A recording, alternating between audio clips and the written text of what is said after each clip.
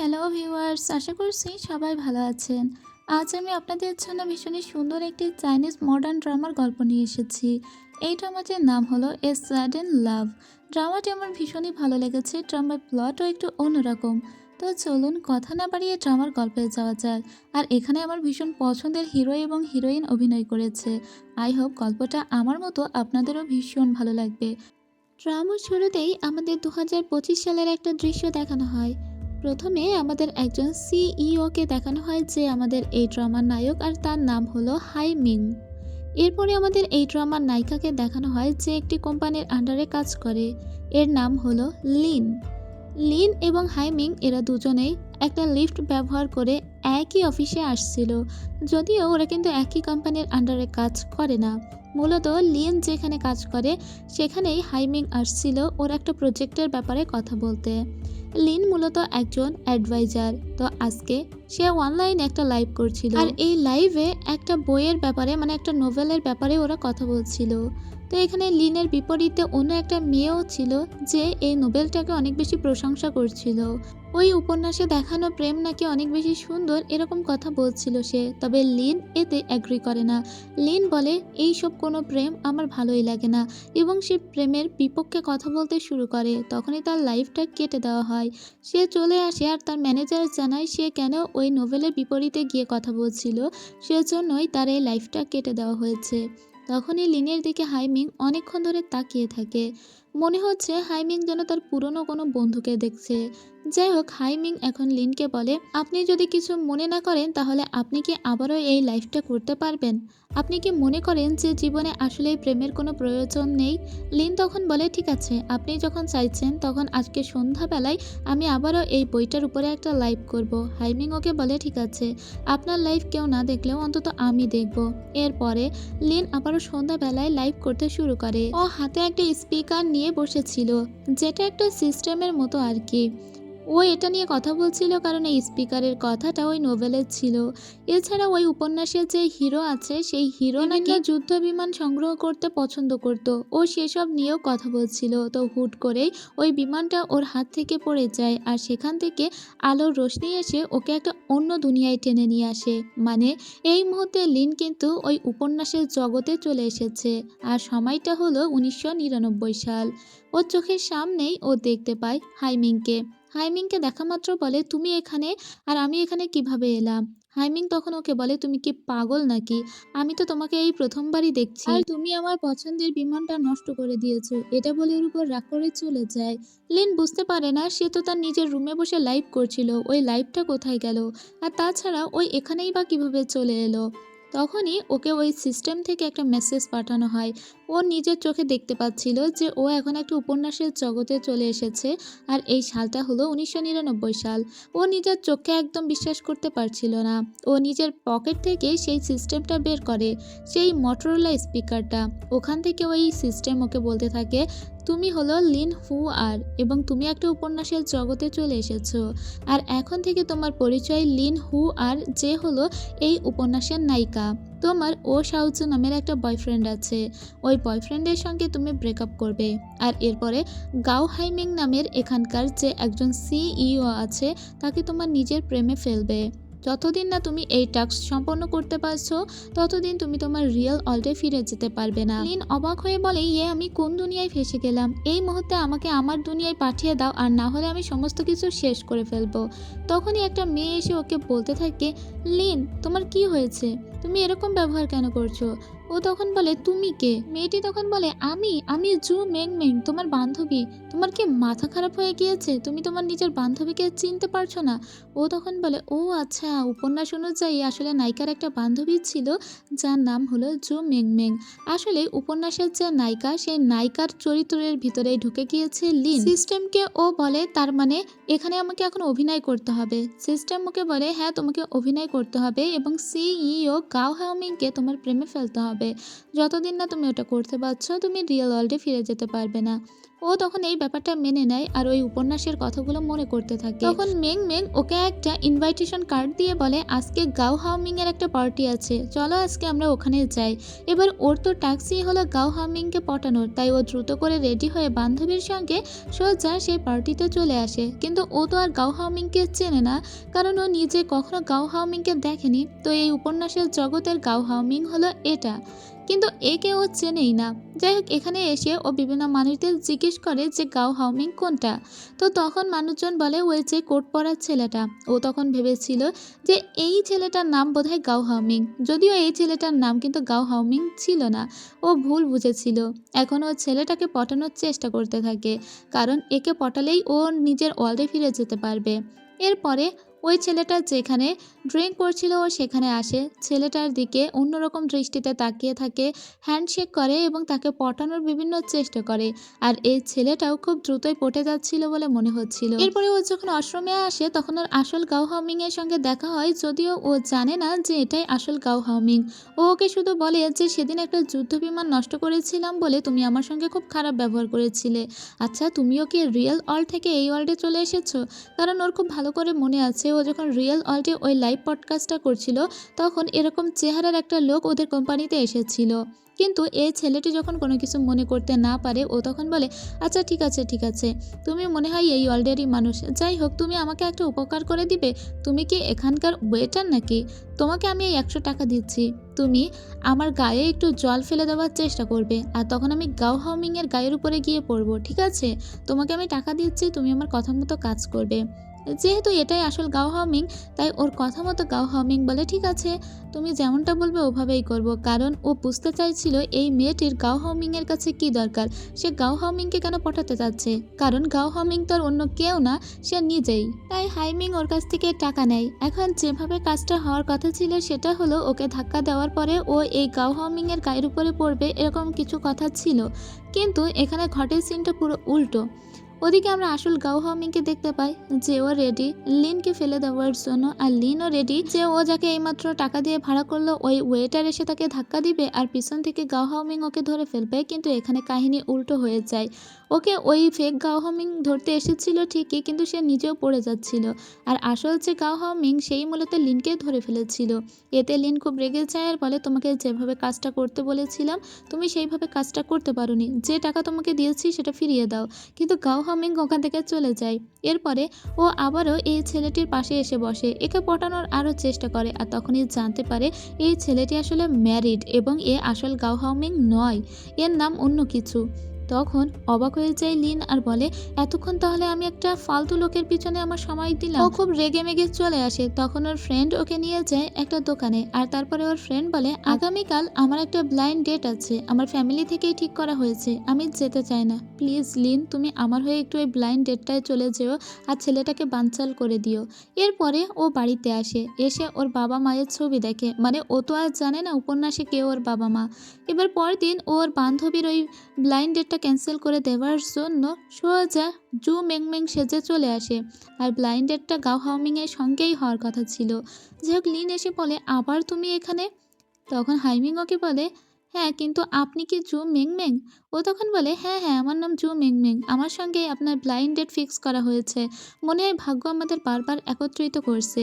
এরপরে লিন এমন অনেক বাজে বাজে ব্যবহার করতে থাকে যাতে এই ছেলেটা ওর প্রতি বিরক্ত হয়ে যায়, যাতে এই ব্লাইন্ড ডেটটা ক্যান্সেল হয়ে যায়।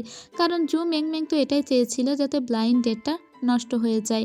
জু মেংমেং অন্য কাউকে বিয়ে করতে চায় না, কারণ জু মেংমেং মনে মনে তিহান নামের একটা ছেলেকে অনেক পছন্দ করে। লিন এখন বিভিন্নভাবে নিজের পা নাড়াতে থাকে। তারপরে হাইমিংকে এটাও বলে যে আসলে জানো আমার একটা ছেলের সঙ্গে সম্পর্ক আছে আর আমি প্রেগনেন্ট, তারপরেও কি তুমি আমাকে বিয়ে করতে চাও? হাইমিং ওকে বলে এসবে কোনো কিছুতে ঝামেলা নেই, আমি তোমাকে তুমি যেভাবেই আছো ওভাবেই মেনে নিব। কিন্তু তখন লিন ওকে বলে তবে আমার সমস্যা আছে, আমার তোমাকে একদম পছন্দ হয়নি, তুমি আর আমি একসঙ্গে যাই না, তাই আমি এই ডেটটা ক্যান্সেল করে চলে যাচ্ছি। একটু পরে আমার বয়ফ্রেন্ডের সঙ্গে আমার দেখা করার কথা আছে, আর তাই তুমি আমাকে আর প্লিজ ডিস্টার্ব করবে না। এটা বলে ও যখন চলেই যাচ্ছিল তখন হাইমিং এর কাছে একটা কল এসেছিল। ও ওই কলটা ধরে বলছিল হ্যাঁ আপনি বলুন, কে বলছেন? আমি গাও হাওমিং বলছি। সাথে সাথে এই নামটা শুনেই ঘুরে দাঁড়িয়ে যায় লিন। লিন বলে কি, এই ছেলেটার নাম গাও হাওমিং? এত বড় একটা সুযোগ সুযোগ পেয়ে আমি বানচাল করে ফেললাম। আমাকে তো একেই পটাতে হবে। আমি যাকে খুঁজে বেড়াচ্ছি সে তো আমার সামনেই আছে। এটা বলে ও সোজা আবার গাও হামিংয়ের সামনে আসে আর ওকে পটানোর চেষ্টা করে আর বলে, দেখো একটু আগে আমি যেসব কথা বলেছি যে আমার বয়ফ্রেন্ড আছে, আমি প্রেগনেন্ট, এসব মিথ্যা কথা। আমি তোমাকে পছন্দ করি, আমার অনেক পছন্দ হয়েছে তোমাকে, আমি তোমাকে বিয়ে করতে চাই। গাও হাওমিং তখন ওর এইসব কথা শুনে বুঝতে পারে যে এই মেয়েটা অন্য কিছু বোঝাতে চাইছে। গাও হাওমিং তখন বলে, আমি আসলে জানি যে আপনার নাম জু মিংমিং নয়, কারণ সেদিন পার্টিতে আমাদের দেখা হয়েছিল। লিন তখন বলে, আপনি ঠিকই বলেছেন, আমার নাম আসলে লিন হুয়ান আর। তখন গাও হাওমিং বলে, ঠিক আছে, আমাদের আর কখনো দেখা না হোক, আমি সেটাই চাই। এটা বলে গাও হাওমিং চলে যায়। লিনের কাছে যে সিস্টেমটা ছিল সেই সিস্টেম ওকে জানান দেয় আর বলে, গাও হাওমিংয়ের তোমার প্রতি এখন ভালো লাগাটা কমতে শুরু করেছে, মানে মাইনাসে চলে যাচ্ছে। যেভাবেই হোক ওকে পটানোর চেষ্টা করো, আর তা না হলে তুমি কখনোই রিয়েল ওয়ার্ল্ডে ফিরে যেতে পারবে না। লিন পড়ে গিয়েছে একটা মহা বিপদে। এই ছেলেকেই ওকে ফাঁসাতে হবে, কিন্তু সেটা কিভাবে সম্ভব? আর তাই ও নতুন নতুন অভিনব পন্থা আবিষ্কার করতে শুরু করে। বিভিন্ন জায়গায় গিয়ে ও ওকে পটানোর চেষ্টা করে, কিন্তু কোনো কিছুতেই কাজ হয় না। সেদিন ও রাস্তা দিয়ে হেঁটে যাচ্ছিল, রাস্তায় ও একটা খরগোশ পড়ে থাকতে দেখে। তখনই ওর মনে পড়ে যায় ও যেদিন লাইভ করছিল ওর ওই অপোজিট মেয়েটার উদ্দেশ্যে, ওই মেয়েটি বলেছিল যে ছেলেরা তেমন মেয়েদেরকে পছন্দ করে যারা বিভিন্ন পোষা প্রাণী পালতে পছন্দ করে। তাই ও রাস্তা থেকে একটা খরগোশ তুলে নিয়েছিল। তখনই ওর হাইমিং এর সঙ্গে দেখা হয়ে যায়। ও হাইমিংকে খুব আদর করে বলে যে, দেখো আমি এই খরগোশটা রাস্তায় কুড়িয়ে পেয়েছি। আমার তো খরগোশটা দেখলে আবার মনের মধ্যে কেমন করে, এটা কত কিউট। এটা বলে ও হাইমিং এর দিকে ওটা এগিয়ে দিচ্ছিল, কিন্তু হাইমিং এর তখনই অ্যালার্জি শুরু হয়ে যায় আর ও হিসকে দিতে শুরু করে। ও তখন দ্রুত করে ওর পকেট থেকে একটা টিস্যু বের করে আর সেটা হাইমিং এর উদ্দেশ্যে এগিয়ে দেয়। হাইমিং ওই টিস্যুর বক্সটা খুলে দেখে আসলে এটা একটা প্যাড ছিল। হাইমিং ওর দিকে তাকিয়ে বলে, এইটা তোমার টিস্যু? ও তো অবাক হয়ে গিয়েছে, ওর পকেটের ভিতরে এটা কোথা থেকে এলো। আর হাইমিংকে দেখে নিশ্চয়ই আপনারা বুঝতে পারছেন যে এটা দেখার পরে ওর রিয়াকশনটা ঠিক কেমন হয়ে দাঁড়িয়েছে। ও প্যাডটাকে ভাঁজ করে তারপরে আবার ওটা দিয়ে দেয় লিনের হাতে আর বলে, যতবার আমাদের দেখা হয়েছে খুব ঝামেলায় পড়ে গিয়েছি বারবার, আমি চাই আমাদের আর দেখা না হোক। ও বোঝানোর চেষ্টা করে যে আসলে আমি এটা মিন করিনি, এটা আমার পাখিটা কিভাবে এলো সেটাও আমি জানি না। তখনই সিস্টেমের কাছ থেকে ওটা জানতে পারে ও যে সিস্টেমই ওর পকেটে তখন প্যাডটা রেখে দিয়েছিল। আসলে সিস্টেমের অনেক অলৌকিক ক্ষমতা আছে, তো এজন্য ওর পকেটের ভিতরে টিস্যুর পরিবর্তে এরকম প্যাডও রেখে দিয়েছে। যাই হোক, এবার ওই সিস্টেমের প্রতি খুবই বিরক্ত হয়ে যায়। আর এদিকে ওর প্রতি আরও বেশি বিরক্ত হয়ে গিয়েছিল হাইমিং। হাইমিং বলে, এই মেয়েটা আমাকে জ্বালিয়ে মারছে, কিন্তু ও যে প্যাডটা আমার হাতে দিয়েছিল সেটা অনেক সুন্দর ছিল, অনেক নরম। এর জন্য ও একটা স্টেশনারি দোকানে আছে আর এখান থেকে অনেক ধরনের প্যাড কিনতে শুরু করে। আসলে কাউ হাওমিং যে কোম্পানির সিইও, ওটা একটা স্যানিটারি ন্যাপকিন রিলেটেড কোম্পানি, মানে ওরা স্যানিটারি ন্যাপকিন প্রস্তুত করে। এদিকে আমরা লিনকে দেখতে পাই, সিস্টেম ওকে শাস্তিস্বরূপ বাথরুম পরিষ্কারের দায়িত্ব দিয়েছিল, কারণ ও এখনো পর্যন্ত কাউ হাওমিংকে পটাতে পারেনি। যদি ও আর কিছুদিনের ভিতরে পটাতে না পারে তাহলে ওকে এভাবেই শাস্তি দেওয়া হবে। ও তো খুবই রেগে গিয়েছিল যে এরকম একটা খারাপ কাজে ওকে পানিশ করা হলো, কিন্তু কি আর করা যাবে, ওই বাথরুমই পরিষ্কার করতে থাকে। বাথরুম পরিষ্কার করার পরে ও হাঁপিয়ে যায় আর বলে, এই কাউ হাওমিংকে আমাকে যেভাবেই হোক পটাতে হবে। এরপরে সিস্টেম ওকে নতুন আরো একটা কাজ দেয়, আর এবারের কাজটা হলো ওকে লিতাও কোম্পানিতে যেভাবেই হোক চাকরি নিতে হবে। আর এই লিতাও কোম্পানির সিইও হলো মূলত গাও হাওমিং। তো গাও হাওমিং জীবনেও তো ওকে চাকরিতে নিবে বলে মনে হয় না, কারণ গাও হাওমিং এর সঙ্গে ওর যতবার দেখা হয়েছে কিছু না কিছু ঘটনা ঘটে গিয়েছে। গাও হাওমিং যখন ওর সিভিটা দেখে তখন আগেই বলে যে এই মেয়েটার ইন্টারভিউ আমিই নিব, যে কেন সে আমার কোম্পানিতে কাজ করতে চায়। তো যখন ওর ইন্টারভিউ শুরু হয়েছিল তখনই গাও হাওমিং এখানে এসে উপস্থিত হয় আর বলে, দেখুন মিস লিন, আমাদের অনেকবারই দেখা হয়েছে, আর যতবার আমাদের দেখা হয়েছে কোনো না কোনো ঝামেলা হয়েছে, আর এরকম একটা ট্রাভেল মেকারকে কখনোই আমি আমার কোম্পানিতে কাজ করতে নিব না। এটা বলে ওকে রিজেক্ট করে দেয়। কিন্তু এতে লিনের মনটা খুব খারাপ হয়ে গিয়েছিল, কারণ ও যদি এখানে কাজ করতে না পারে তাহলে ওকে আবার পানিশমেন্ট দেওয়া হবে। যাই হোক, ও তো হাল ছাড়বে না। ও আবারও বোঝানোর জন্য সোজা হাইমিং এর অফিস পর্যন্ত আসতে থাকে। হাইমিং তখন ওকে বলে, আমি জানি যে কাজটা তোমার দরকার, কিন্তু কাজটা কিসের জন্য তোমার দরকার, টাকার জন্য নাকি তোমার অন্য কোনো মোটিভ আছে? ও তখন বলে, টাকার জন্য, এছাড়া আবার অন্য কি মোটিভ থাকবে। গাও হাওমিং তখন ওকে বলে, এই কাজটা আমি তোমাকে দিব না, তবে আমি তোমার কাছ থেকে একটা জিনিস জানতে চাই, সেটা হলো তুমি সেদিন যে প্যাডটা আমার হাতে দিয়েছিলে সেটা কোন ব্র্যান্ডের ছিল। লিন তখন বলে, আচ্ছা তো ওই প্যাডটা আপনার খুব পছন্দ হয়েছে, ঠিক আছে, মনে হয় আমার ব্যাগে আরও আছে, আমি আপনাকে এক্ষুনি দিচ্ছি। এটা বলেও নিজের ব্যাগে খুঁজতে শুরু করে, কিন্তু না, ওর ব্যাগে আর একটাও প্যাড অবশিষ্ট ছিল না। ও তখন গাও হাওমিং এর কাছেই একটা উল্টো প্যাড চায়। গাও হাওমিং তখন ওর দিকে অবাক হয়ে তাকিয়ে থাকে। এরপরে ও বাইরে আসে এবং স্টাফদের কাছে যায়, কারণ যেহেতু এটা একটা স্যানিটারি ন্যাপকিন রিলেটেড কোম্পানি। কিন্তু সবাই আসলে খুবই লজ্জায় পড়ে গিয়েছিল ওর কথা শুনে, কারণ সময়টা 1999 সাল, পিরিয়ড নিয়ে মানুষ তখন একটু চুপচাপ, একটু অকওয়ার্ড ফিল করতো আর কি। কিন্তু ওর কাছে তখন একটা স্যানিটারি ন্যাপকিন নিয়ে হাজির হয়ে যায় গাও হাওমিং।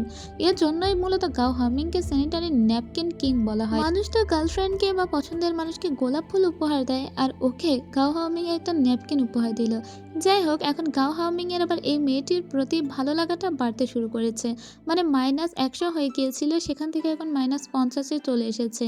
যাই হোক, ও এবার বাসায় আসে আর ভাবতে থাকে যে ওকে যেভাবেই হোক ওই কোম্পানিতে জয়েন করতেই হবে। তখন ওর ফ্রেন্ড ওকে বলে, এই দেখ একটা ইনভাইটেশন কার্ড, চল আজকে আমরা ওই ইনভাইটেশনে যাই, যেখানে গাও হাওমিং এর বাবা মায়ের ম্যারেজ অ্যানিভার্সারি নিয়ে কোনো একটা শো হচ্ছে আর কি। এখানে আমাদের নতুন একটা সাইড নায়িকাকে দেখানো হয়।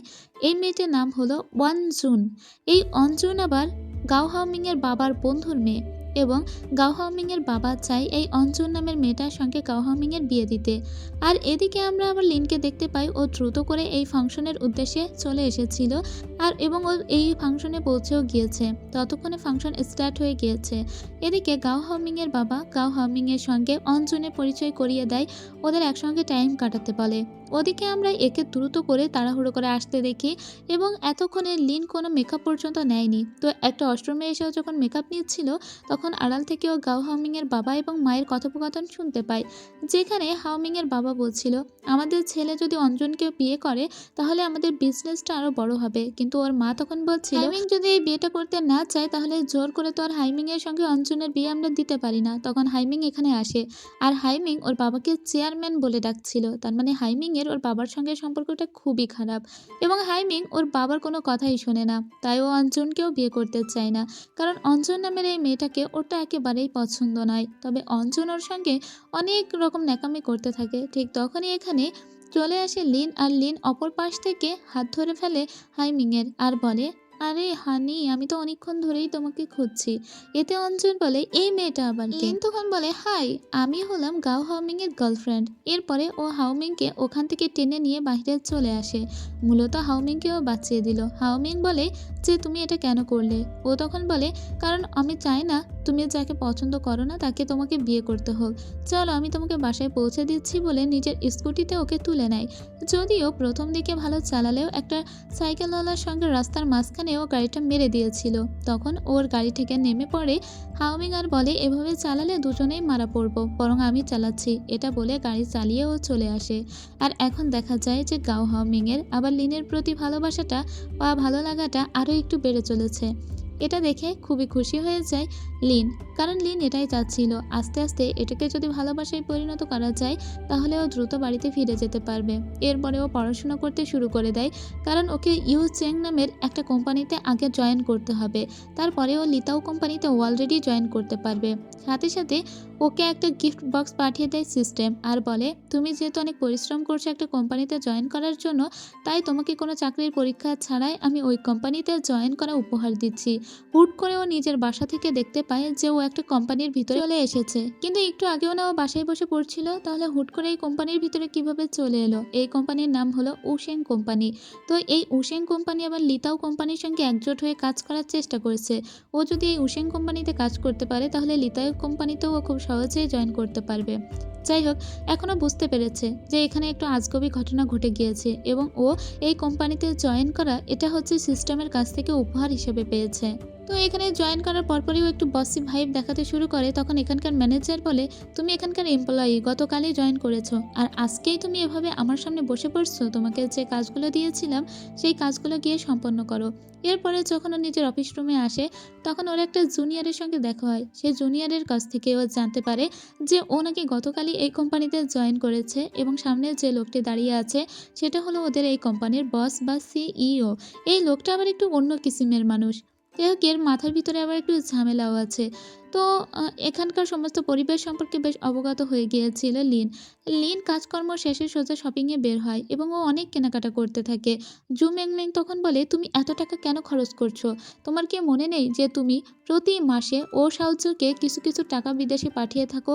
কারণ ও শাওজু লন্ডনে এখন পড়াশুনো করছে এবং তার পড়াশোনার সমস্ত টিউশন ফিস তো তুমিই বহন করো। এই কথা শুনে তো মাথায় বাঁশ ভেঙে পড়ে আবার লিনের। কারণ লিন নাকি অন্য একটা মানুষের পড়াশোনার খরচ চালায়, যে আবার তার বয়ফ্রেন্ড। লিন তখন বলে, কি? আমি ওর পড়াশোনার খরচ দিই প্রতি মাসে? মানে সিরিয়াসলি? জু মিংমিং তখন বলে, তোমার মাথায় কি গন্ডগোল হয়েছে? কেন তোমার মনে নেই ও সাহায্যকে তুমি সেই স্কুল জীবন অনেক পছন্দ করতে? তুমি তো ওকে অনেক ভালোবাসো। আর ও যখন লন্ডনে পড়াশোনা করতে গেল, ওর ফ্যামিলি তো অনেক গরিব, তাই তুমি নিজে অনেকগুলো চাকরি বাকরি করে প্রতি মাসে ওকে টাকা পাঠাতে। এই কথা শোনার পরে লিন বলে, আমি টাকা পাঠাতাম? আসলে আগের যে লিন এখানে ছিল এবং যার বডিতেও চলে এসেছে, সেই লিন ওই ওশাউজু নামের ছেলেটাকে অনেক ভালোবাসতো, কিন্তু এই লিন তো আর ওকে ভালোবাসে না। ওর বান্ধবী তখন বলে, তুমি কি ওশাউজুকে ভুলে গিয়েছো নাকি? ও তখন ওর বান্ধবীকে বলে, আচ্ছা ঠিক আছে ঠিক আছে, ওশাউজুকে আমি টাকা পাঠিয়ে দেবো, কিন্তু এখন আমরা শপিং করব। মানে এই লিন নিজের পরিচয় রিভিল করতে পারবে না। ও যদি নিজের পরিচয় এখানে রিভিল করে দেয়, তাহলে ও কখনো রিয়েল ওয়ার্ল্ডে আর ফিরে যেতে পারবে না। এর জন্য ওর বান্ধবীর সঙ্গে ও হাতে হ্যাঁ মিলায়। এদিকে আমাদের আবার হাইমিংকে দেখানো হয়। হাইমিং এসেছিল একটা শুটিং ক্লাবে। ও মূলত এখানে শুট প্র্যাকটিস করতো। সেখানেই আমরা ওর একটা বন্ধুকে দেখতে পাই। ওর বন্ধুর নাম হলো তিহান, আর এই ছেলেটিকেই মূলত জু মেংমেং পছন্দ করে। যাই হোক, পরদিন সকালবেলা আমরা দেখতে পাই লিন সোজা চলে এসেছিল লিতাও কোম্পানিতে দেখা করতে হাইমিংয়ের সঙ্গে, কিন্তু ওকে ভিতরে প্রবেশ করতে দেওয়া হয় না, কারণ ওর কাছে ভিতরে প্রবেশ করার কোনো বই ছিল না। তাই ও ব্যর্থ হয়ে আবারও নিজের অফিসে ফিরে আসে এবং ওকে যে কাজগুলো দেওয়া হয়েছিল সেই কাজ দিয়ে ও সোজা ওর ম্যানেজারের কাছে যায়। ওর ম্যানেজার ওর সঙ্গে খুব বাজে ব্যবহার করে বলে, তোমাকে একটা আমি প্রপোজাল লিখতে বলেছিলাম, তুমি কি সেটা করেছো? লিতাও কোম্পানির সঙ্গে আমাদের ডিলটা ফাইনাল করতে হলে ওটাকে ভালোভাবে সম্পন্ন করতে হবে, যাও ওটা গিয়ে লিখে ফেলো। তখনই ওর মনে পড়ে উপন্যাসে ওই এই প্রপোজালের কথাটা পড়েছিল, আর যেটা পছন্দ হবে হাইমিংয়ে সেই অনুযায়ী ও একটা প্রপোজাল লিখে ফেলে। ভাগ্যিস উপন্যাসটাও ভালো করে পড়েছিল, আর তা না হলে কি যে সর্বনাশ হয়েছে। তো হাইমিংয়ের পছন্দ হবে এরকম একটা রিসার্চ প্রপোজালও লিখে সোজা ওর ম্যানেজারকে দেখায়, আর ওর ম্যানেজার বলে, এত দ্রুত হয়ে গেল? ম্যানেজার ওর এই প্রপোজালটা দেখে ভীষণই খুশি হয়ে গিয়েছিল। ম্যানেজার ওকে বলে, তুমি গিয়ে ওয়েট করো। এরপরে ও ম্যানেজারের দিকে বারবার তাকিয়ে থাকে, কারণ এই রিসার্চ প্রপোজালটা যদি ম্যানেজার নিয়ে যায় লিতাও কোম্পানিতে, তাহলে ওর সুযোগ হাতছাড়া হয়ে যাবে। ও ম্যানেজারকে এসে বলে, দেখুন প্রপোজালটা আমি লিখেছি, এটা আমি খুব ভালো করে লিতাও কোম্পানিকে বোঝাতে পারবো, তাই আপনার যদি ওদের সাথে ডিল করতেই হয় তাহলে আমার কাছে এটা দিন, আমি নিজে লিতাও কোম্পানিতে ওটা নিয়ে যাচ্ছি। আমি থাকতে আপনি ম্যানেজার হয়ে কেন তাদের সঙ্গে ডিল করতে যাবেন? আমি এখানে এমপ্লয়ি, আমি এটা নিয়ে যাচ্ছি, আপনি একদম চিন্তা করবেন না, আমি ডিল ফাইনাল করে তবেই ফিরে আসবো। ম্যানেজার তখন বলে, আচ্ছা ঠিক আছে, আমি তোমাকেই ভরসা করছি, তোমার উপরেই ভরসা করে আমি এই ডিলটা তোমার হাতেই দিচ্ছি। এরপরে ও সোজা আবারও লিতাও কোম্পানিতে আসে, কিন্তু ওকে কোনোভাবেই ভিতরে ঢুকতে দেওয়া হচ্ছিল না, বরং সিকিউরিটি গার্ড এসে ওকে সরিয়ে দেয়। এতে ওর মেজাজটা খুবই খারাপ হয়ে যায়। কেন ওকে লিতাও কোম্পানিতে ঢুকতে দেওয়া হচ্ছে না? ওকে যেভাবেই হোক ঢুকতেই হবে, এজন্য ও বিভিন্ন বেশ নিতে থাকে। আর এবার ও একটা ফরেনার সেজে এসেছিল, কিন্তু ও ধরা পড়বে না পড়বে না একদম হাউমিং এর কাছেই ধরাটা পড়ে গিয়েছিল, আর হাউমিং ওকে এখান থেকে বের করে দেয়। এরপরে হাউমিং একটা কাজ নিয়ে ভীষণ চিন্তিত ছিল, আর ও একটা মিটিংয়ে বসেছিল। ঠিক তখনই দেখা যায় যে দড়ি বেয়ে ওর এই অফিসের সামনে এসে হাজির হয়ে গিয়েছে লিন। লিন বলে, আমাকে একটু ভিতরের দিকে টেনে নিন। এরপরে লিন ওর প্রতি খুবই রাগ করে আর বলে, তুমি কি হলিউড পেয়েছো নাকি? এটা এভাবে কেন এসেছো? ও তখন বলে, তাহলে আপনি তোমার রিসার্চ প্রপোজালটা দেখবেন না? আমি একটা রিসার্চ প্রপোজাল নিয়ে এসেছি, অন্তত এটা পড়ে তো দেখবেন, তারপরে ভাববেন কাজ করবেন কিনা। এটা বলে ওর ফাইলটা রেখেও চলে যায়। আর এই প্রপোজালটা দেখে সত্যি খুবই পছন্দ হয়ে যায় হাইমিংয়ের। এদিকে লিন বসে বসে ওয়েট করছিল, যে কোনো মুহূর্তে হাইমিং ওর কোম্পানিতে চলে আসতে পারে, কারণ ও যে রিসার্চ প্রপোজালটা লিখেছে সেটা হাইমিং এর পছন্দ হবেই হবে। তাই ও একটু বসে বসে ওয়েট করছিল কখন হাইমিং এখানে আসবে। সেদিন হাইমিং আসে না, ওর ফ্রেন্ডের সঙ্গে খেতে গিয়েছিল। তখনই ও শাওজু ফোন দেয়, আর এই প্রথম আমাদের সেই ও শাওজুকে দেখানো হয়, যে এখন লন্ডনে পড়াশোনা করছে এবং যার নাকি লিনের সঙ্গে একটা প্রেমের সম্পর্ক আছে। ও শাওজু ওকে বলছিল, বেবি আমি তোমাকে অনেক মিস করছি, তুমি আমার জন্য কত কষ্ট করেই না টাকা পয়সা জমাচ্ছ, কিন্তু এই মাসের টাকাটা তো দিলে না। ও তখন ও সাহায্যকে বলে, তোর লজ্জা করে না? তুই আমার কাছ থেকে টাকা নিয়ে পড়িস, আবার আমাকে এভাবে মিষ্টি মিষ্টি কথা শোনাস। কিন্তু আসলে এইভাবে তো কথা বলা যাবে না, কারণ আগেকার লিন তো এভাবে কথা বলতো না। এবার ওর সাহায্যে একটু ঘাবড়ে যায় যে লিন কি তাহলে চেঞ্জ হয়ে গিয়েছে। তখনই লিন বুঝতে পারে যে আমি যদি এভাবে কথা বলি তাহলে সিস্টেম আমাকে কখনোই আমার দুনিয়ায় ফেরত পাঠাবে না, তাই আমাকে ভালো করে কথা বলতে হবে। তাই ও ওর সাহায্যকে বলে, বেবি তুমি আমার কথায় কিছু মনে করো না, আমি 1 মাসের ভিতরেই তোমার টাকা পাঠিয়ে দেব, ঠিক আছে? এটা বলে সম্পর্কটা ভালো করে নিয়ে ফোনটা কেটে দেয়। কিন্তু লিনকে দেখে বোঝাই যাচ্ছিল যে এই ওর সাহায্যের সঙ্গে কথা বলে কতটা বিরক্ত হয়েছে। পরদিন ও যখন লিতাও কোম্পানির সামনে দিয়ে যাচ্ছিল তখন বিলবোর্ডে ও দেখতে পায় ও যে প্রপোজালটা লিখেছে সেই সব নোট ওখানে ঝুলিয়ে দেওয়া আছে। আর তার মানে হলো এই লিতাও কোম্পানি নিজেরা দাবি করছে ওই প্রপোজালটা নাকি তারাই লিখেছে। এতে ওর খুবই রাগ হয়ে যায়। এদিকে আমরা দেখতে পাই একটা ম্যাগাজিন পাবলিশ হয়েছিল আর যেখানে ছবি আছে ওয়ানজুনের এবং হাইমিংয়ের। আর এটা মূলত হাইমিংয়ের বাবাই করেছে। হাইমিংয়ের বাবা চাচ্ছে যেভাবেই হোক অঞ্জনের সঙ্গে হাইমিংয়ের বিয়েটা দিয়ে দিতে। এরপরে দেখতে পাই যে লিতাও কোম্পানির ওই সিইও মানে হাইমিং সোজা ইয়নচেং কোম্পানিতে চলে এসেছে তাদের সঙ্গে ডিল করবে বলে। আর এটা খুব ভালো করেই লিন জানতো যে একদিন হাইমিং তাদের কোম্পানিতে আসবে আর ডিলটাও করবে। আর এতে সত্যি সত্যি লিনের বস লিনের উপরে খুবই খুশি হয়েছিল, কারণ ওর ওই প্রপোজালটার জন্যই মূলত হাইমিং রাজি হয়েছে এখানে কাজ করতে। তো এখন হাইমিং লিনকে বলে যে আমি তোমার সঙ্গে কাজ করতে চাই, তুমি আগামীকাল আমার অফিসে চলে এসো। ও তখন মনে মনে বলে এটাই তো আমি চাচ্ছিলাম, কারণ হাইমিংকে এবার আমি পটাতে পারবো। কিন্তু ভালো খবরের সাথে সাথে তখন একটা খারাপ খবরও এসেছিল, আর সেটা হলো অঞ্জন সোজা চলে এসেছে লিনদের কোম্পানিতে এবং লিনের বসকে এসে বলে, দেখো আমার কথা মতো যদি তুমি কাজ না করো তাহলে আমি তোমাকে মানে তোমার এই কোম্পানি কিন্তু বন্ধও করে দিতে পারি। আসলে অঞ্জনের বাবা ছিল অনেক বড় একজন বিজনেসম্যান এবং লিনদের এই যে ছোট্ট কোম্পানি এই কোম্পানির সঙ্গে ও ডিল করার জন্য এসেছিল। তবে ডিল করার একটাই শর্ত ছিল, আর সেটা হলো লিনকে এই কোম্পানি থেকে বহিষ্কার করতে হবে। কিন্তু এটা তো কোনোভাবেই লিনের বস চাইবে না। লিনের বস বলে, কিন্তু লিন তো সদ্য এখানে জয়েন করেছে আর লিনের কারণেই আমরা লিতাও কোম্পানির সঙ্গে ডিল করতে পেরেছি, তাহলে ওকে কেন আমরা ছেড়ে দিব? সরি মিস, আমরা এটা করতে পারবো না। এদিকে লিন বলে, শোনো অঞ্জন, তুমি যদি মনে করো যে তুমি আমাকে তোমার ওই যে লুতুপুতু ভাইয়ের সাথে থাকতে দিবে না, তার মানে হলো হাইমিংয়ের সঙ্গে তুমি আমাকে সহ্য করতে পারছো না আর তাই তুমি আমাকে এখানে বহিষ্কার করতে এসেছো, তাহলে তুমি ভুল ভাবছো। কারণ আমাকে যদি তুমি এখান থেকে বাদ দাও তারপরেও হাইমিং কিন্তু ঠিকই আমাকে তার কোম্পানিতে কাজে নেবে, কারণ আমি অনেক ভালো একটা রিসার্চ প্রপোজাল লিখেছি। আর এখন তুমি ভেবে দেখো তুমি কি করবে। তুমি আমার পিছনে না লেগে বরং নিজের দিকে একটু তাকাও। এবং আমরা লিনের বসকে দেখতে পাই, লিনের বসও তো কোনোভাবেই লিনকে এখান থেকে বহিষ্কার করবে না, কারণ লিন হলো সোনার ডিম পাড়া হাঁস। সে একটা প্রপোজাল লিখেই লিতাও কোম্পানির সঙ্গে এভাবে চুক্তিতে চলে যেতে পারলো, যেটা ওর বস চাচ্ছিল। এরপর দিন লিন সোজা সেজে গুজে লিতাও কোম্পানিতে চলে আসে, কারণ আজকে ওদের ওই বিজনেস ডিলের ব্যাপারে কিছু কথা বলার আছে। ও এখানে এসে দেখছিল হাইমিং ঠিক কী কী জিনিস পছন্দ করে। এখানে একটা লেটেস্ট মডেলের ওয়ার বিমান দেখছিল। ঠিক সেই টাইমে ওর সিস্টেম ওকে একটা মেসেজ দেয়, আর সেটা হলো সিস্টেম ওকে বলেছে এই মুহূর্তে তোমার জন্য একটা গিফট আছে, এই গিফটটা কাজে লাগিও। লিন তখন বলে, আবার কোন গিফট? আগের মতো আবার প্যাড ধরিয়ে দিও না। এরপরে ও দেখতে পাই সামনে একটা সুপার গ্লু। ও তখন বলে, এই সুপার গ্লু গিফট দিয়ে আমি কি করব? ওই সুপার গ্লু থেকে তখন একটানা আঠা এসে সোজা ওর শার্টে লেগে যায়, মানে ও যে জিন্সটা পরে এসেছিল সেখানে।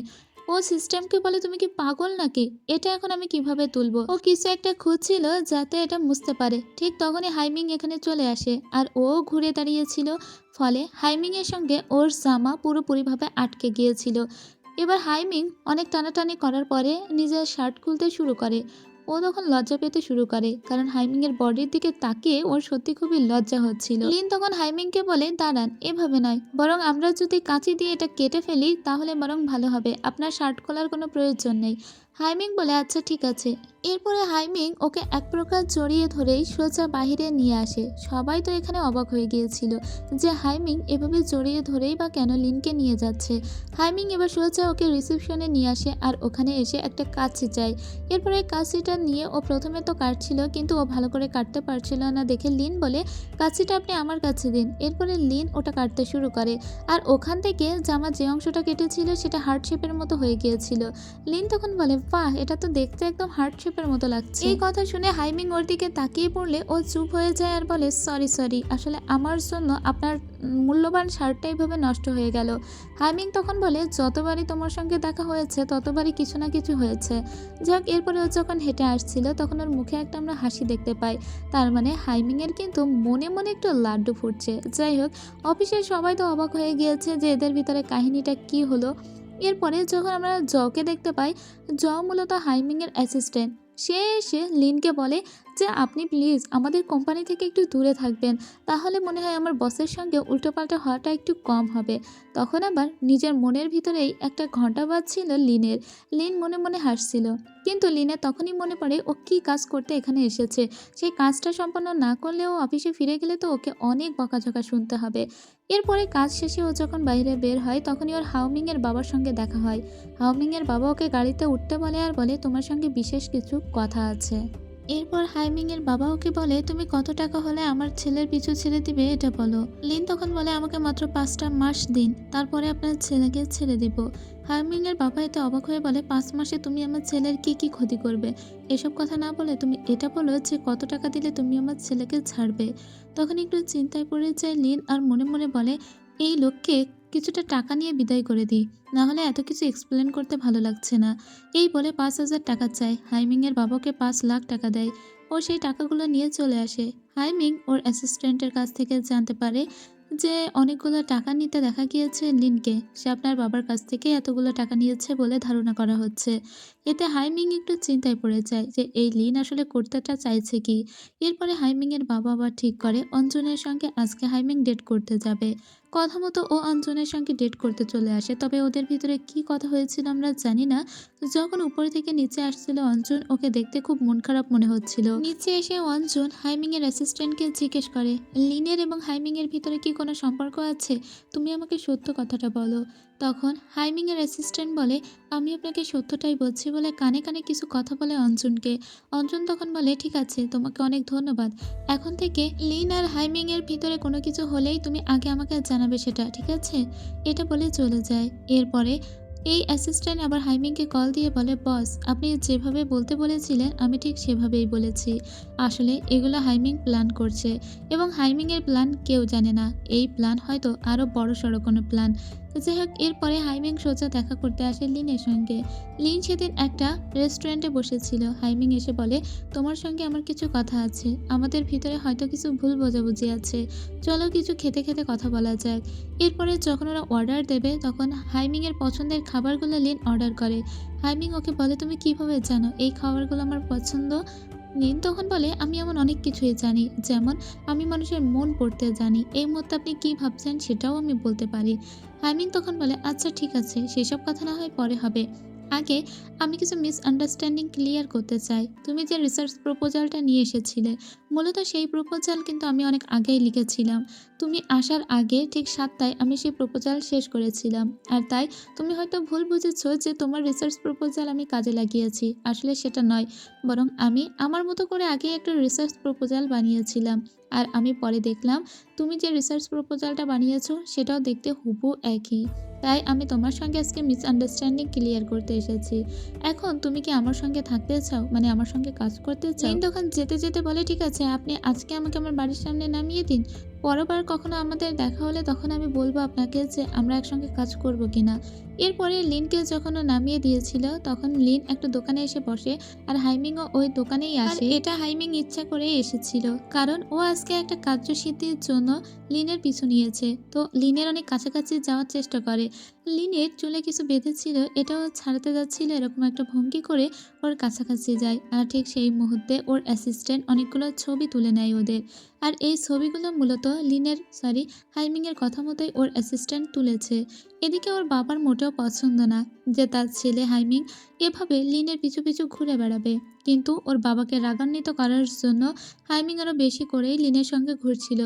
যেমন পরদিন ও লিনকে নিয়ে এক প্রকার ডেটেই বের হয়েছে। ওরা একটা জায়গায় এসেছে, জায়গাটা পার্কের মতো আর কি। যাই হোক, এখানে এসে কিভাবে শ্যুট করতে হয় সেটা আবার হাইমিং সুন্দর করে লিনকে শিখিয়ে দেয়। ও লিনের বেশ কাছাকাছি যাওয়ার চেষ্টা করছে, আর লিন মনে মনে ভাবছে হাইমিং হয়তো ওর প্রেমে পড়ে গিয়েছে। যদিও হাইমিং মনে মনে অন্য কিছু করার চেষ্টা করছিল। এখন ওদের সবগুলো ছবি যখন তুলে নিয়েছিল ওর অ্যাসিস্ট্যান্ট, তখন হাইমিং ওর অ্যাসিস্ট্যান্টকে বলে দেয় এই ছবিগুলো দিয়ে একটা ম্যাগাজিন বের করো। তো ওর কথা মতো ওর অ্যাসিস্ট্যান্ট একটা ম্যাগাজিন বের করে। এই ম্যাগাজিন দেখার পরে লিনের বাবা, সরি হাইমিংয়ের বাবা যেমন রেগে যায়, লিন তেমন রেগে যায়। লিন ওর বান্ধবীকে বলে তুমি বিশ্বাস করো আমার এই বসের সঙ্গে আমার কোনো রকমের সম্পর্ক নেই, কিন্তু এই ম্যাগাজিন কেন বা কে বের করেছে আমি এটাই জানি না। পরদিন যখন অফিসে আসে, অফিসে সবাই তো ওকে নিয়ে অনেক কানাঘুষা করতে থাকে, এমনকি ওর কাছে একটার পর একটা কলও আসতে থাকে। এই মুহূর্তে অঞ্জন ওকে কল দিয়ে বলে আমি তোমার সঙ্গে দেখা করতে চাই, রোজ গার্ডেনে বিকালবেলা চলে আসবে। এবার ও তো অঞ্জনকে আর না করতে পারে না। এবার ও যখন কাজে বের হয়ে যাবে, ওর ম্যানেজার ওর দিকে হার্ট সাইন দেখিয়ে বলে কংগ্রাচুলেশন, আমাদের ভিতর থেকেও যে কারোর প্রেম হয়েছে এটা দেখতেই তো খুবই ভালো লাগছে। যাই হোক, ও এইসব উপেক্ষা করে সোজা সেই রোজ গার্ডেনের উদ্দেশ্যে চলে আসে। তবে এখানে এসে জানতে পারে যে ওকে বিকাল 5টার ভিতরেই আসতে হতো, কারণ এখন এসে ও অঞ্জনের আর দেখা পাবে না। এখন অলরেডি 5টা 10 বেজে গিয়েছে এবং ও এরকম একটা জায়গায় এসে পড়েছে যে এখান থেকে ও কোনো ট্যাক্সি পর্যন্ত পাচ্ছে না। এখন কি করবে, অনেকটা সন্ধ্যাও হয়ে যাচ্ছে। ও কোনোভাবেই এখান থেকে বাহিরে বের হতে পারছে না, ওর কাছে ফোনও ছিল না। তখনই দেখা যায় যে অলৌকিকভাবে ওখানে একটা বুথ তৈরি হয়ে গিয়েছে। ও তখন সিস্টেমকে বলে নিশ্চয় তুমি আমার জন্য এই বুথটা এখন বানিয়ে দিয়েছো, তুমি মনে হয় চাইছো যে এই মুহূর্তে আমি কল দেই হাইমিংকে। তাই ও হাইমিংকে কল দিয়ে বলে শুনুন আমি আসলে একটা জায়গায় আটকা পড়েছি, এই জায়গাটার নাম মেবি রোজ গার্ডেন, এখানে আমি কোনো গাড়ি ঘোড়া পাচ্ছি না। আপনি কাইন্ডলি আমার বান্ধবী জু মেংমেংকে একটা কল দিয়ে জানাবেন যেন ও আমার জন্য একটা ট্যাক্সি পাঠিয়ে দেয়। এটা বলার সাথে সাথেই কলটা কেটে যায়। হাইমিং দ্রুত করে একটা ট্যাক্সি ওর উদ্দেশ্যে পাঠিয়ে দেয়। এদিকে আকাশ তখন মেঘলা হয়ে এসেছিল এবং বৃষ্টি হতেও শুরু করেছিল। খুবই খারাপ লাগছিল তখন লিনের। লিন তখন দেখতে পায় বাস স্ট্যান্ডের সামনে একটা ট্যাক্সি এসে দাঁড়িয়েছে, আর ট্যাক্সিওয়ালা ওকে ভিতরে প্রবেশ করতে বলে। ও তখন ভেবেছে যে ওর বান্ধবী বোধহয় এই ট্যাক্সিটা পাঠিয়েছে। ও খালি পায়ে ট্যাক্সির ভিতরে উঠে গেলে ট্যাক্সিওয়ালা ওকে গরম কাপড় দেয়, জুতা দেয়। আর এদিকে আমরা কিন্তু আবার হাওমিংকে দেখতে পাই।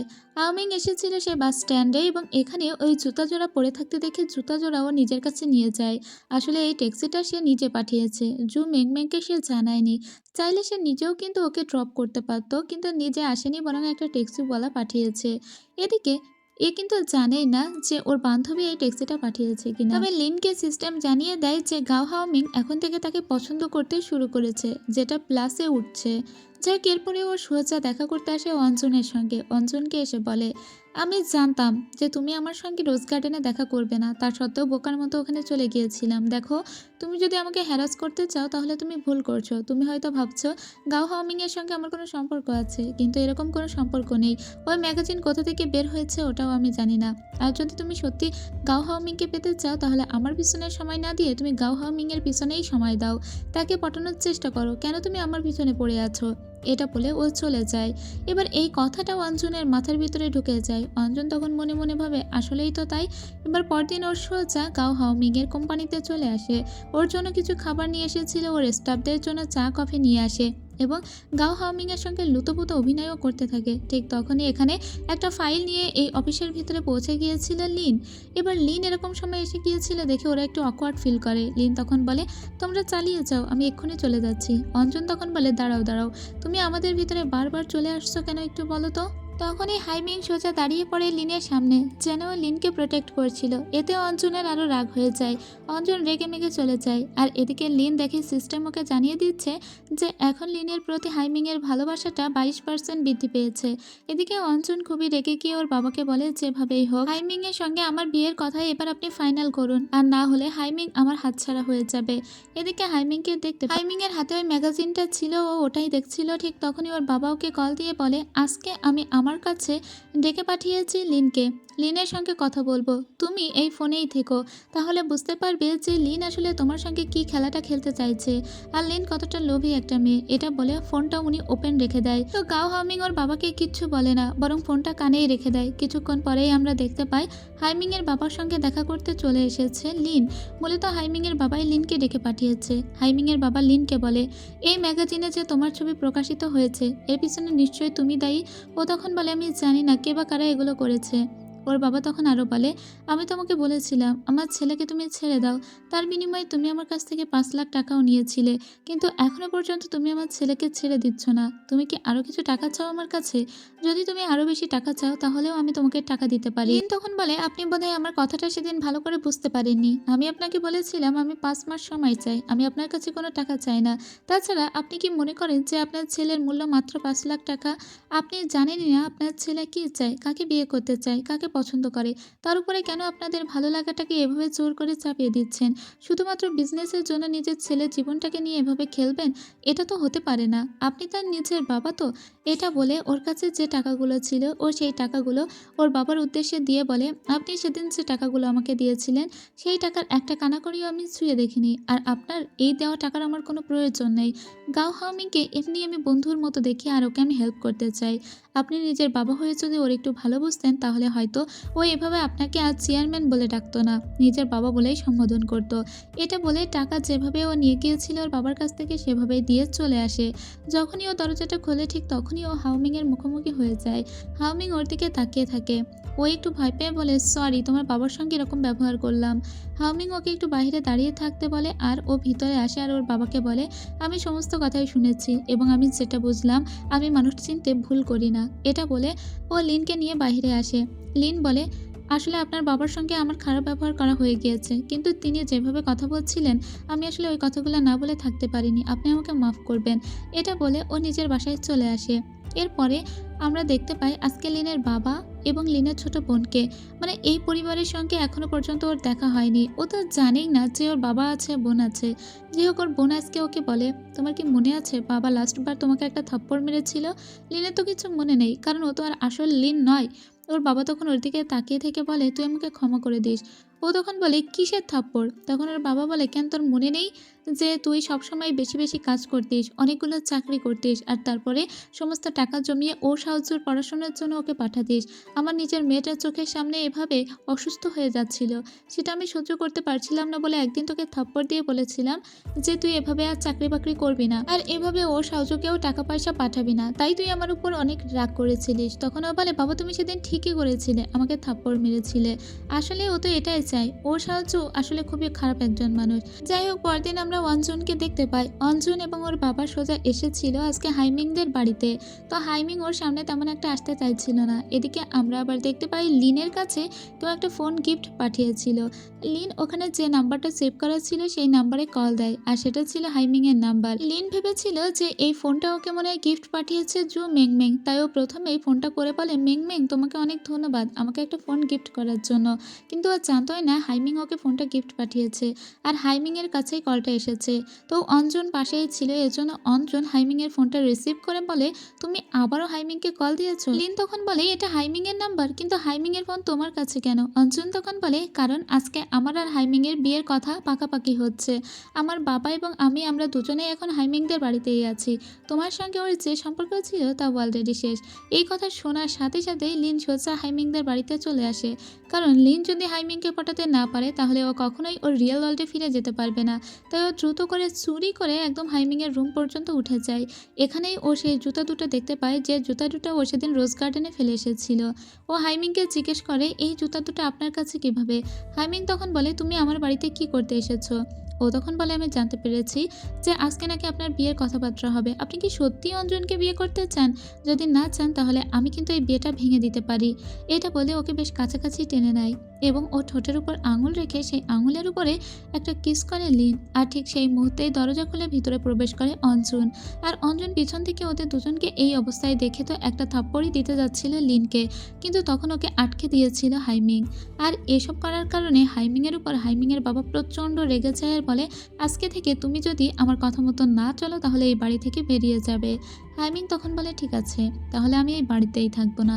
এরপরে হাইমিংয়ের বাবা আবার অঞ্জনের বাবাকে ম্যানেজ করার অনেক চেষ্টা করে। অঞ্জনের বাবাকে বলে, দেখো আমাদের ছেলে মেয়েদের ভিতরে যদি বিয়ে নাও হয় তাহলেও আমরা তো অনেক দিনের বিজনেস পার্টনার, আপনারা তো বন্ধুর মতো, তাহলে আমাদের ভিতরে সম্পর্ক কেন খারাপ হবে? কিন্তু অঞ্জনের বাবা বলে, আমাদের ছেলে মেয়েদের ভিতরে যদি বিয়ে না হয় তাহলে কিন্তু অনেক বড় একটা ক্ষতি হয়ে যাবে তোমার কোম্পানির। আর ঠিক তাই হয়, পরদিন একটা লয়ার নিয়ে এই কোম্পানিতে মানে লিতাও কোম্পানিতে চলে এসেছিল অঞ্জুন। এসে ও ওপেনলি থ্রেট দেয় হাইমিংকে আর বলে, তুমি যদি আমাকে বিয়ে না করো তাহলে আমাদের কোম্পানির সঙ্গে তোমার এই কোম্পানির সমস্ত ডিল আজকে থেকে ক্যান্সেল হয়ে গেল। হাইমিং জানতো যে এরকম একটা দিন আসবেই এবং ও এই ব্যাপারটার জন্য একদম প্রস্তুত ছিল। হাইমিং তখন অঞ্জুনকে বলে, ঠিক আছে, চ্যালেঞ্জ অ্যাকসেপ্টেড। এটা বলে ও এখান থেকে অঞ্জনকে চলে যেতে বলে। এদিকে লিন কিন্তু এসবের কোনো কিছুই জানতো না যে এই বিয়েটা ভাঙার জন্য আসলে হাইমিং এর কোম্পানিতে এত বড় একটা ক্ষতি হলো। এদিকে হাইমিং এর কোম্পানি ভীষণই বিপদে পড়ে গিয়েছিল। এখন যেহেতু তাদের ভরাডুবি অবস্থা ছিল, তাই নিজেদের ইমপ্রুভ করতে তারা সকাল থেকে রাত পর্যন্ত কাজ করছিল, নতুন নতুন পরিকল্পনা করার চেষ্টা করছিল, কিন্তু এসবে খুব একটা লাভ হচ্ছিল না, কারণ তারা ভালো ক্লায়েন্ট পাচ্ছিল না। এদিকে এই সমস্ত ঘটনা যখন জানতে পারে লিন, তখনই ওর মনে হয় যে হাইমিংকে হেল্প করতে হবে, কারণ হাইমিং এখন অনেক ভরাডুবি অবস্থায় আছে। সেজন্য সে একটা ক্লায়েন্ট খুঁজে বের করে। হাইমিং এই ব্যাপারে জানতো না। লিন ওকে কল দিয়ে বলে, তুমি আমার সঙ্গে একটু দেখা করতে পারবে? এরপরে হাইমিং ওর সঙ্গে দেখা করে। লিন ওকে একটা ক্লায়েন্টের কথা বলে, যার নাম নাকি জুয়াং। আর এই জুয়াং নাকি আবার অনেক প্রত্যন্ত একটা গ্রামে বসবাস করে। তো ওরা সেই গ্রামের উদ্দেশ্যে যেতে থাকে, যেখানে গেলে ওরা জুয়াংকে খুঁজে পাবে। এরপরে ওরা একটা রিসোর্টে আসে, কারণ ওরা জানতে পেরেছে জুয়াং নাকি আজকে ওই রিসোর্টে আসবে।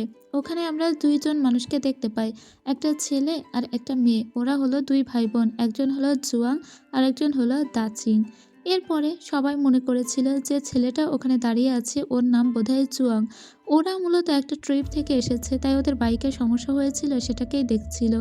এরপরে ওদের সঙ্গে আলোচনায় বসে এরা দুইজন। জুয়াং যখন লিতাও কোম্পানির নাম শোনে এবং ওর কাছে জানতে চায় কেন আপনি আমার সঙ্গে দেখা করতে এসেছেন, তখন খুব সুন্দর করে হাইমিং ওকে বুঝিয়ে বলে ব্যাপারটা। কিন্তু ওরা দুই ভাই বোনের কেউই এইসব ব্যাপার শুনতে ইন্টারেস্টেড ছিল না, এদেরকে সুযোগ পর্যন্ত দেওয়া হয় না। এবং যে মেয়েটি ওখানে বসেছিল, মেয়েটি বলে, আমার ভাই যেহেতু এইসব কাজকর্মে ইন্টারেস্টেড না, তাই আমি বলবো আপনারা এখন আসুন, আমাদের সঙ্গে কথা বলে লাভ হবে না।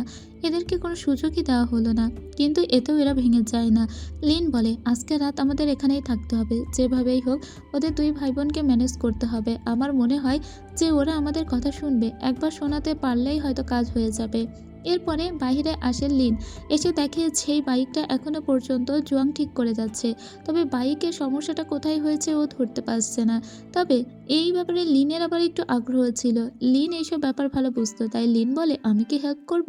এটা বলে এই বাইকের কোথায় সমস্যা ও সেটাতে হেল্প করতে থাকে, ওদের সঙ্গে কাজ করতে লাগে। দূর থেকে যখন হাইমিং আবার এসব দেখে, ওর খুবই ভালো লাগে। মনে মনে ও লিনকে পছন্দই করতে শুরু করে দিয়েছে। যেহেতু সন্ধ্যা হয়ে গিয়েছিল, আজকে ওদেরকে এখানে থাকতে হবে, তাই একটা ম্যানেজারকে এসে লিন বলে যে এখানে কোনো রুম ফাঁকা আছে, আমাদের একটা রুম প্রয়োজন। তখন ওই মহিলা জানায় একটা মাত্র রুম ফাঁকা আছে। ওই রুমেই সাইন করে দিতেই যাচ্ছিল লিন, তখন ওকে এসে আটকায় আর বলে যে এখানে একটাই রুম আছে, তো একটা রুমে আমরা দুইজন কিভাবে থাকবো? তুমি মেয়ে আর আমি হলাম ছেলে, এক রুমে থাকা তো এটা খুবই খারাপ দেখায়। লিন তখন বলে, আরে কোন দুনিয়ায় পড়ে আছো তুমি, যুগ এত উন্নত হয়ে গিয়েছে, এক রুমে থাকবো তো কি হয়েছে, আমি কি তোমাকে খেয়ে ফেলছি নাকি? এসো সাইন করো, আমরা এক রুমেই থাকবো। যেহেতু ওদের হাতে কোনো অপশন ছিলই না, তাই হাইমিং ওখানে সাইন করে দেয়। ওদেরকে দেওয়া হয়েছিল 319 নম্বর রুম, তো ওরা সেই রুমের উদ্দেশ্যে আসে। এরপর ওরা 19 নম্বর রুমে যখন ঢোকে, দেখতে এটা অনেকটা স্টোর রুমের মতো ছিল। লিন ভিতরে প্রবেশ করে বলে, এই রুমে আমরা কিভাবে থাকবো, এটা তো প্রায় স্টোর রুমের মতো, এখানে থাকবোটা কোথায়? টাইমিংও যখন ভিতরে প্রবেশ করে, সাথে সাথে ওখানকার দরজাটা লক হয়ে যায়। ওরা অনেক টানাটানি করেও দরজাটা খুলতে পারে না, কারণ এটা একটা ভাঙাচোরা রুম ছিল আর এর দরজাটাও লক ছিল। এরপরে এখানে একটা ইঁদুর দৌড়াদৌড়ি করছিল বলে সেটাতে আরও বেশি ভয় পেয়ে গিয়েছিল লিন। কিন্তু লিন মুখে এরকম বলছিল যে ওর কোনো ভয়ই লাগেনি। আসলে এটা ছিল 316 নম্বর রুম, কিন্তু 6 উল্টে গিয়ে 9 হয়ে গিয়েছে আর ওরা ভুল রুমে প্রবেশ করে ফেলেছে। এখন বেশ ভয়ই লাগছিল লিনের। লিন বলছিল, এতগুলো টাকা দিয়ে এরকম বাজে একটা রুমে কি কেউ থাকতে পারে? এখন সারা রাত কি এখানে থাকবো? তখন হাইমিং বলে, আমি আমার অ্যাসিস্ট্যান্টকে কল দিয়ে দিয়েছি, কিছুক্ষণ পরেই আমার অ্যাসিস্ট্যান্ট এখানে চলে আসবে, তখন আমরা এখান থেকে বের হতে পারবো, তুমি ভয় পেও না। এরপরে ওদের দুজনের ভিতরে ওরা গল্প করতে শুরু করে, পাস্টের গল্প। আর এইসব গল্প শুনতে খুব ভালোই লাগছিল লিনের। কিন্তু তখনই এখানে চলে আসে দাচিং আর বলে, তোমরা আসলে ভুল রুমে চলে গিয়েছিলে, এটাই হলো 319 নম্বর রুম। এবার এই রুমটা দেখতে তো থাকার মতোই ছিল। তখন হেসে লিন বলে, আসলেই আমরা ভুল রুমে চলে গিয়েছিলাম। এরপরে লিন দেখে এখানে একটাই বেড আছে আর ওই এক বিছানায় ওদেরকে ঘুমাতে হবে। আর এই সুযোগটাই লিন কাজে লাগাবে। ওর মুখে দুষ্টু মিষ্টি হাসি দেখে আমরা বুঝতেই পেরেছিলাম যে ওর মনে মনে অন্য কিছু চলছে। আজকে যেভাবেই হোক ও পটিয়েই ফেলবে হাইমিংকে। রাত্রেবেলা ওরা দাচিংয়ের সঙ্গে এসে বসে বসে গল্প করছিল। এরপরে দাচিং ওর জীবনের কাহিনীগুলো বলতে শুরু করে। এসব শুনে এরা দুইজন আবার ভীষণই ইমোশনাল হয়ে যায়। এবার হাইমিং নিজের কথাগুলো বলতে শুরু করে যে ও কীভাবে বিজনেসটা শুরু করেছে আর ও কীভাবে মেয়েদের জন্য কাজ করতে চায়, যেসব শুনে দাচিং অনেক বেশি ইমোশনাল হয়ে গিয়েছিল। আর ওর এইসব কথা শুনতে খুব ভালো লাগছিল। একজন ছেলে মানুষ হওয়া সত্ত্বেও স্যানিটারি ন্যাপকিনের মতো একটা সেন্সিটিভ ইস্যু নিয়ে যে কাজ করে হাইমিং, এটাই অনেকটা প্রশংসার দাবিদার। যাই হোক, দাচিং চলে যাওয়ার পরে এরা দুজন এখানে বসে গল্প করছিল আর অনেক বেশি ড্রাঙ্ক হয়ে গিয়েছিল লিন।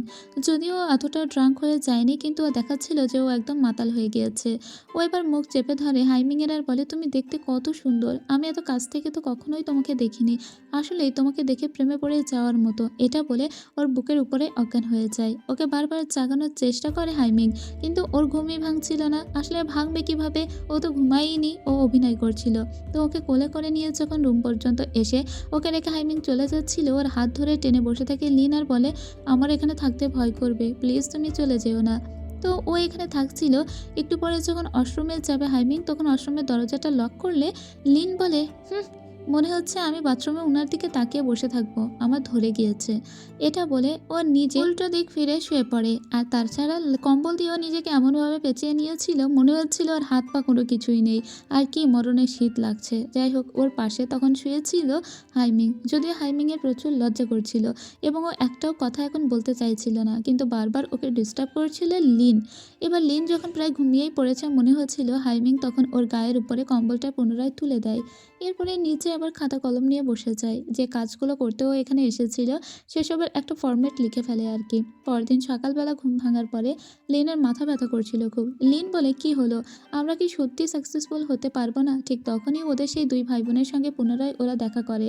আর তখন দাচিং বলে, আসলে তোমরা যাকে খুঁজতে এসেছিলে আমি সেই, আমার অ্যাকচুয়াল নাম হলো জুয়াং। তোমরা ভেবেছিলে আমার ভাই এইসব পরিকল্পনা নিয়ে কাজ করে, অ্যাকচুয়ালি আমার নাম জুয়াং আর আমার ভাইয়ের নাম হলো দাচিং।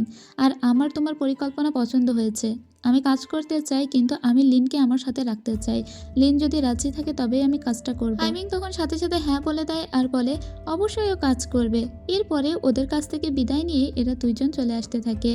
যাই হোক, ফাইনালি ওদের কাজটা সাকসেসফুল হয়েছে আর এর সাথেই এই পার্টের গল্প শেষ হয়। এই ড্রামার প্রথম পার্টের গল্প আপনাদের কেমন লেগেছে তা কিন্তু অবশ্যই লাইক কমেন্ট করে জানাতে ভুলবেন না। যদি ভালো লাগে তাহলে সেকেন্ড পার্টের গল্প আমি খুব দ্রুত নিয়ে আসবো। ড্রামাটা আমার বেশ ইউনিক লেগেছে এবং নায়িকার অভিনয় আমার সত্যি খুবই ভালো লেগেছে, কারণ নায়িকা অনেক বেশি ফানি। তো দেখার বিষয় এটাই যে শেষ পর্যন্ত ওদের ভিতরে সম্পর্কটা ঠিক কিভাবে এগোবে এবং ওদের ভিতরে প্রেমটা কিভাবে শুরু হবে। আর তাছাড়া নায়িকাকে এই ওয়ার্ল্ড থেকে তার রিয়েল ওয়ার্ল্ডে ফিরে যেতে পারবে, সেটা দেখতে হলে ড্রামা লাস্ট পর্যন্ত দেখতে হবে। তো আজ এখানেই শেষ করছি। সবাই ভালো থাকবেন, সুস্থ থাকবেন, দেখা হবে এর পরের পার্টে। খোদা হাফেজ।